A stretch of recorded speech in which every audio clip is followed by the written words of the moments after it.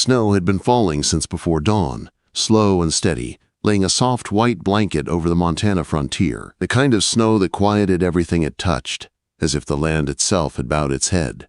At Cottonwood Ridge, the old ranch house stood against the cold with tired strength.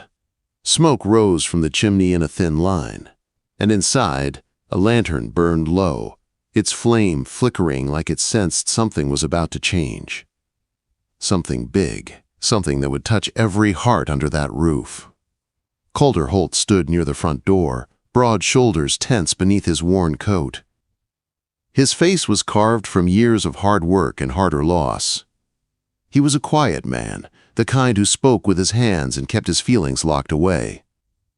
His eyes, gray like winter sky, rarely softened. Only when they looked at his children did they change. Only then did warmth slip through the cracks.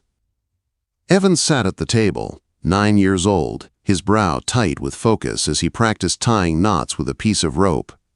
He had grown too fast since his mother died 2 winters ago. He carried himself like a small soldier, guarding the house with a seriousness no child should know. Leah stood near the window, 6 years old, curls the color of sunset gold spilling over her shoulders.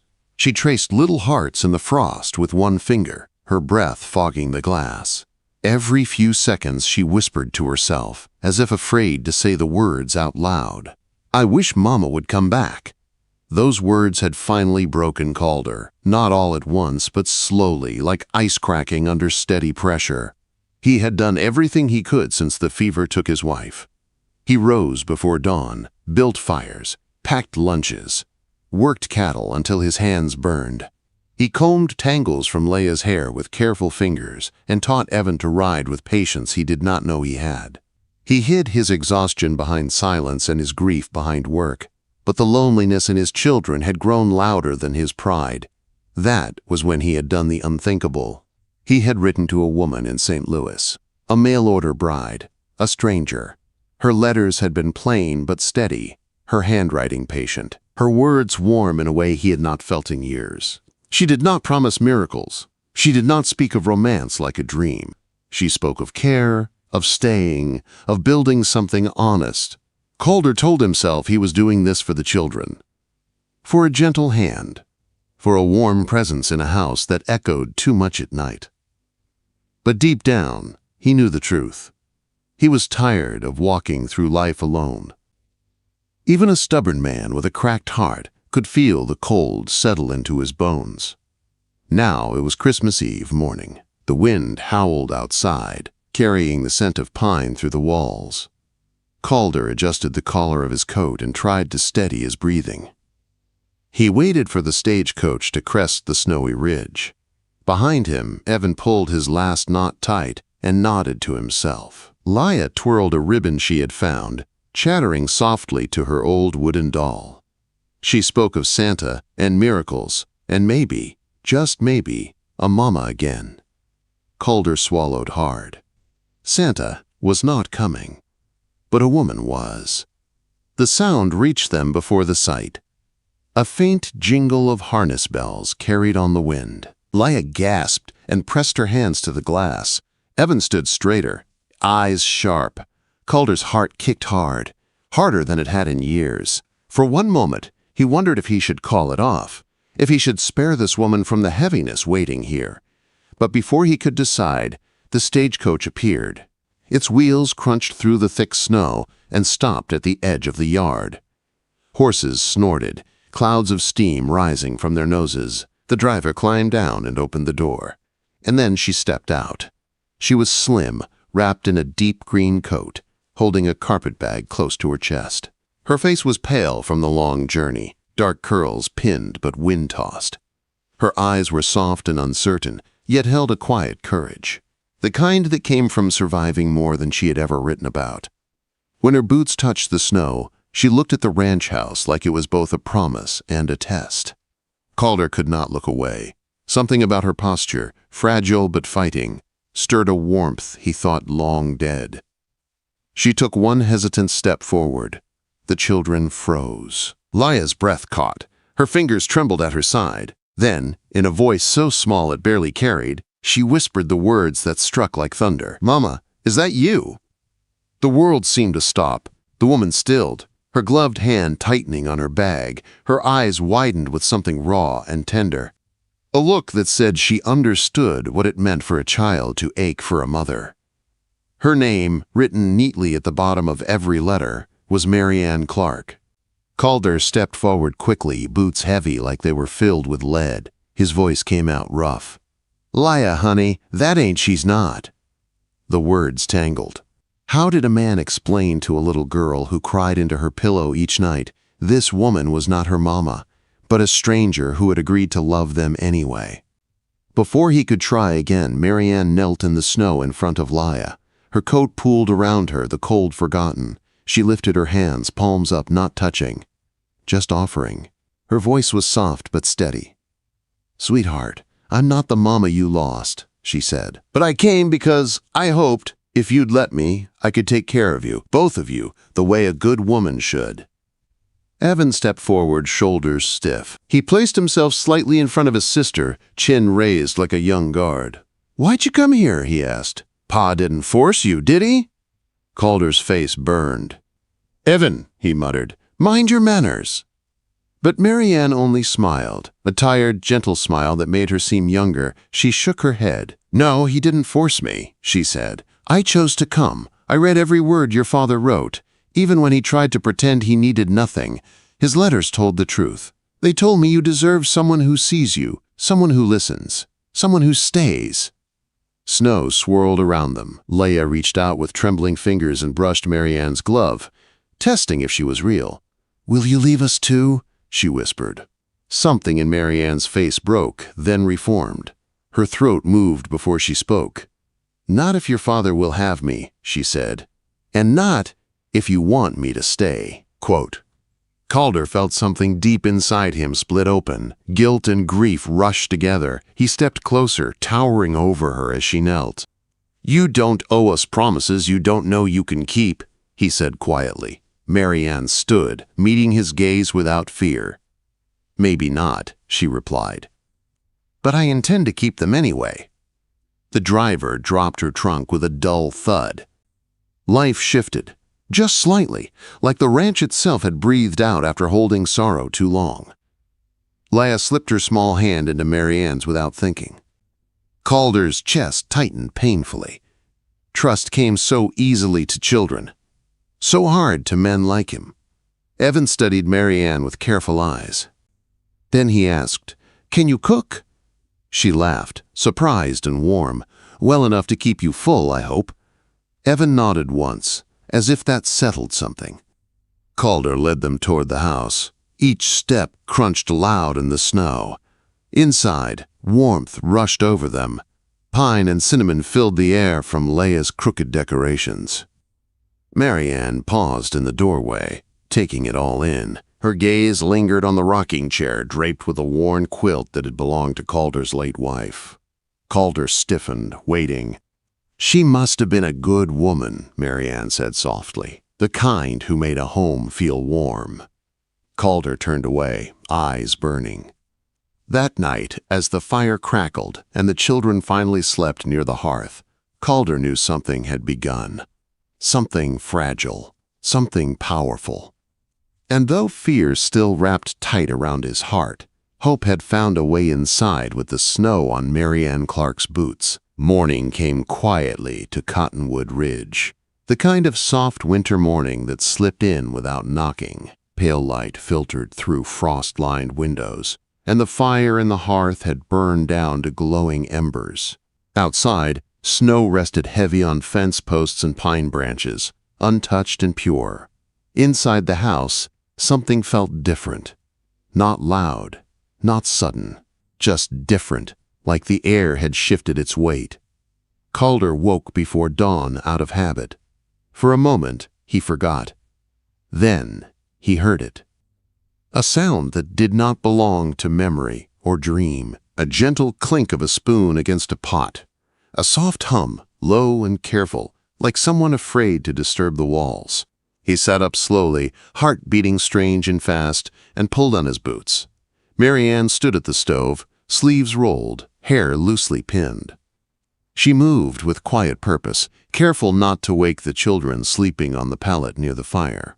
The smell of oats warming with a hint of cinnamon drifted through the room. Calder stopped in the doorway, unsure of his place. He had lived 2 years without this sight. A woman in his kitchen. A calm presence where grief once sat heavy. She turned and noticed him, offering a small smile. Not shy, not bold, just steady. "Morning," she said softly. "I hope it's all right. I couldn't sleep." He cleared his throat. "That's fine." They stood in an awkward pause, two strangers bound by choice and circumstance. Then Leah stirred, rubbing her eyes. She sat up and looked around, curls flattened from sleep. When her gaze landed on Marianne, her face lit up like sunrise. "You're still here," she said, voice full of wonder. Marianne knelt beside her. "I am?" Leah wrapped her arms around her without asking. Calder's breath caught. He turned away, busying himself with a coffee pot, hiding the tightness in his chest. Evan woke next, slower, watching everything with careful eyes. He said nothing, but he ate 2 bowls of oats and did not complain. The day moved forward in small, careful steps. Calder showed Marianne where things were kept, speaking little. She listened more than she talked, learning the rhythms of the house. She patched a tear in Evan's coat while he watched her fingers work. She braided Leah's hair with patient care. Each small act stitched her deeper into the day. By afternoon, snow began falling again, thick, quiet, the kind that pressed the world smaller. Calder went out to check the cattle, Evan trailing behind, boots crunching through drifts. When they returned, cheeks red from cold, laughter floated from inside the house. Marianne and Leah sat on the floor, wooden dolls spread between them. Leah's laugh rang clear, bright, and free. Calder froze on the threshold. That sound had been missing too long. Evan noticed first. He watched his father's face, saw something soften, something give. Later, while Marianne stirred stew at the stove, Evan pulled Calder aside. "She didn't burn it," Evan said quietly. Calder almost smiled. That evening, as darkness settled and the wind pressed against the walls, the children grew restless. Christmas Eve brought memories, sharp and aching. Leah clutched her doll tighter than usual. Evan paced near the window. "She used to read to us," Evan said suddenly, "on Christmas Eve." The room stilled. Calder felt the familiar weight drop into his chest. He opened his mouth, unsure what to say, when Marianne gently set down her spoon. "Would you like me to read?" she asked. Evan hesitated, then nodded. Leah climbed into her lap without thinking. Marianne found an old book, its spine worn soft from years of use. She began to read in a voice low and warm. Not too cheerful, not too sad, just right. Calder sat nearby, listening, watching his children's faces ease. Halfway through, Leah whispered, "Mama used to sound like that." Marianne did not stop reading. She did not flinch. She simply reached up and brushed a curl from Leah's face. When the story ended, the children fell asleep quickly. The fire crackled low. Calder and Marianne sat across from each other, the quiet heavy but not uncomfortable. "I should tell you," Calder said at last, "this isn't easy, for them, or for me." "I know," Marianne replied. "It wouldn't be honest if it were." He studied her face, searching for fear, regret, doubt. He saw tiredness, resolve, a softness that did not mean weakness. "You can leave," he said, "if you decide this is too much." She met his gaze. "I won't," not without trying. The words settled between them like a promise neither fully understood yet. The next days tested them. Evan challenged her with silence, with questions sharp as tacks. Marianne met them all with patience. She taught him to bake bread and listened when he spoke of his mother. Leah clung to her, sometimes laughing, sometimes crying without warning. Marianne held her through both, never pushing, never pulling away. Calder watched it all, torn between gratitude and fear. Each smile felt like healing and betrayal all at once. One afternoon, he found Marianne in the barn, brushing down the gentlest horse. "You don't have to do that," he said. "I want to," she replied. He leaned against the stall door. "Why?" She paused, then spoke honestly. "Because I lost people too, and I know what it feels like to walk into an empty house. This place isn't empty. It's hurting." The truth of it struck him harder than he expected. That night, the storm came. Wind howled, snow piled high, the house creaked and groaned. Laya woke, crying from a nightmare, shaking and calling for her mama. Mary Ann reached her first, holding her close, whispering soft reassurances. Calder stood in the doorway, helpless. "She keeps calling for her," he said quietly. "I know," Mary Ann said. "Let her." Laya's sobs slowed, her breathing evened out. "Will you stay?" Laya murmured. "Yes," Mary Ann whispered. "I'm here." Calder felt tears burn, sharp and unwelcome. He turned away, stepping outside into the storm, letting the wind hide the sound of his grief. By Christmas morning, the storm had passed, leaving the world bright and clean. The children ran to the tree, small gifts laid beneath, simple things: gloves, carved toys, a ribbon for Laya's hair. Mary Ann watched from the side, smiling softly. Evan handed her a small package. "For you." Inside was a wooden star, rough but carefully carved. "I made it," he said, her eyes filled. "It's perfect." Calder stood back, heart full and aching. He realized then that Mary Ann was no longer a visitor. She was part of the house now, part of the risk, part of the hope. But hope, he knew, came with fear. And as the day wore on and laughter filled the rooms, a quiet thought lingered in his mind. The past did not let go easily, and tomorrow would ask more of them all than today ever could. The days after Christmas settled into Cottonwood Ridge like a careful promise. Snow still lay thick across the land, but the house no longer felt buried beneath it. Mornings began with quiet movement instead of silence. A kettle warming, bread rising, soft footsteps that did not belong to memory. Calder noticed these things, even when he pretended not to. He noticed how the children laughed easier, how the air carried warmth even when the fire burned low. Mary Ann did not rush to claim her place. She moved slowly, respectfully, as if learning the shape of a wound before touching it. She asked before changing anything. She listened more than she spoke. And when she spoke, it was with honesty that did not press too hard. Calder watched her from a distance, measuring each day, afraid of trusting too much, afraid of wanting more than he could bear to lose. Evan tested her in quiet ways. He watched how she handled disappointment, how she spoke when tired, how she reacted when Laya cried without reason. Once, when Mary Ann burned a loaf of bread, Evan waited for her to snap. She did not. She laughed softly and started again. That night, Evan placed his chair a little closer to hers by the fire. Laya followed Mary Ann everywhere. She helped with chores she barely understood. She braided and unbraided Mary Ann's hair with clumsy fingers. Sometimes she called her by name. Sometimes she slipped and said, "Mama," then froze, eyes wide with fear. Each time Mary Ann held her gently and said nothing that would shame her. She did not correct her. She did not claim the name. She simply stayed.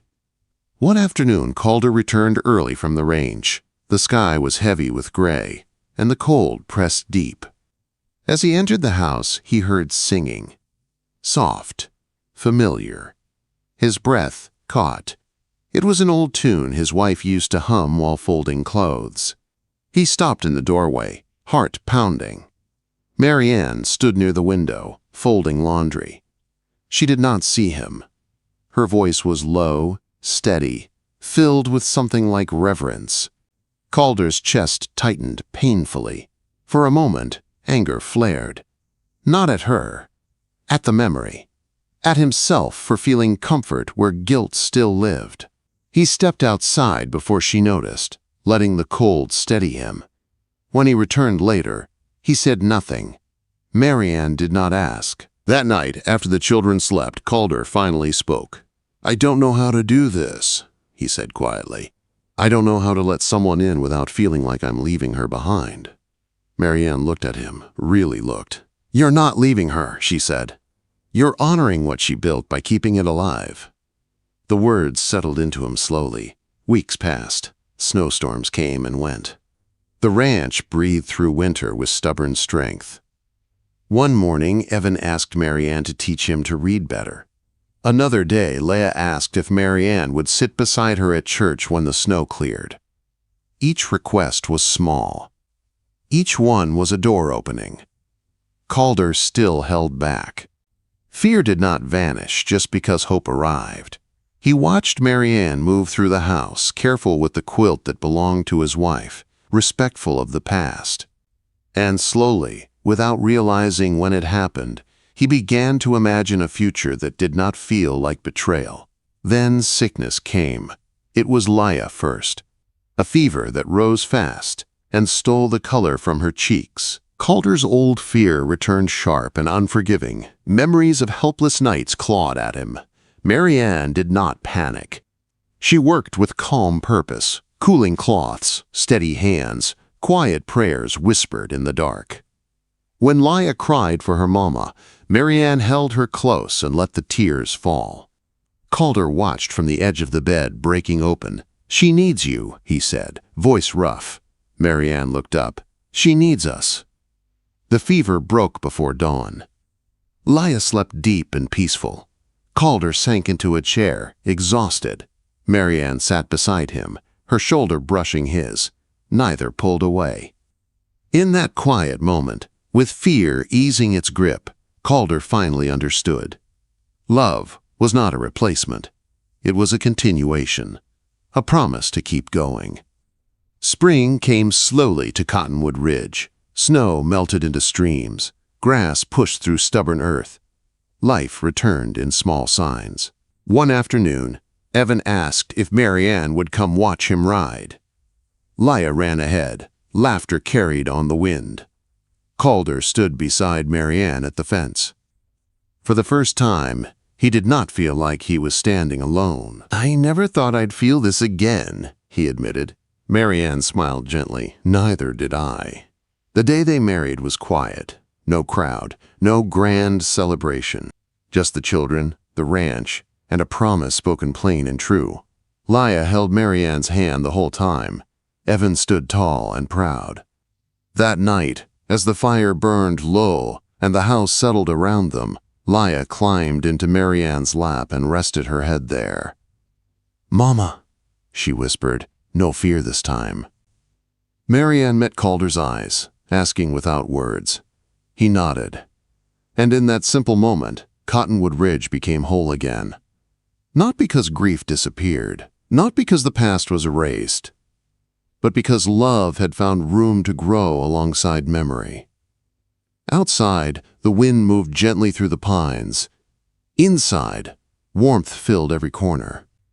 Calder Holt, once certain he would walk the rest of his life alone, held his family close and knew, at last, they were going to be all right.